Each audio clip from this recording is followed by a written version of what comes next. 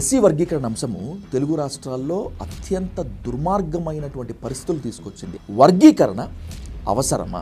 దీన్ని సరిచేయగలిగితేనే ప్రతి కమ్యూనిటీలోని ప్రతి వ్యక్తికి నిజంగా వర్గీకరణ కోసం ఎంఆర్పిఎస్ అత్యంత అవిశ్రాంత కృషి చేసిందా? మాది దండోరు ఉద్యమం వెనక రాజకీయ పార్టీలు ఉన్నాయని, మనువాద రాజకీయ పార్టీలు ఉన్నాయని, ఆధిపత్య కులాల పార్టీలు ఉన్నాయని.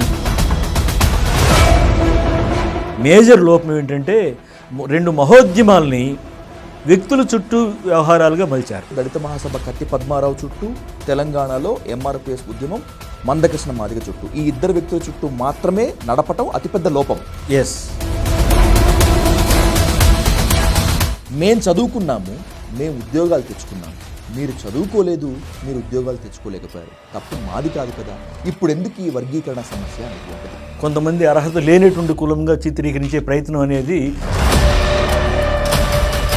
మాదిగలు మిగతా కులాల వాటాని కూడా దోచేసుకుంటారు అనేటువంటి భయం మిగతా కులాల్లో ఉన్నమాట వాస్తవం. నిజంగా మాదిగలు ఆ విధంగా తయారవుతారా? మా మీద ఎన్ని రకాల దోపిడీలు, పీడనలు జరిగినాయి.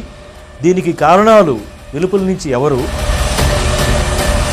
అంబేద్కర్ని మాల సామాజిక వర్గానికే పరిమితం చేసేటువంటి కుట్ర, బాబు జగజ్జీవన్ రామ్ని మాదిగ సామాజిక వర్గానికి మాత్రమే పరిమితం చేసేటువంటి కుట్ర రెండు వైపుల నుంచి జరుగుతోంది.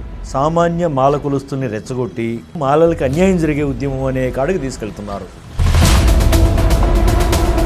రాజ్యాంగ ద్రోహి, దళిత ద్రోహి మందకృష్ణ మాదిగ అని మాలలంటే మనువాదులు, సైకోలు మాలల్ని మించిన వాళ్ళు ఎవరు అని చెప్పి మందకృష్ణ మాదిగతో మరి కొంతమంది మాదిగ సామాజిక వర్గం అంటారు. వాస్తవానికి అవన్నీ కొన్ని నిజాలున్నాయి.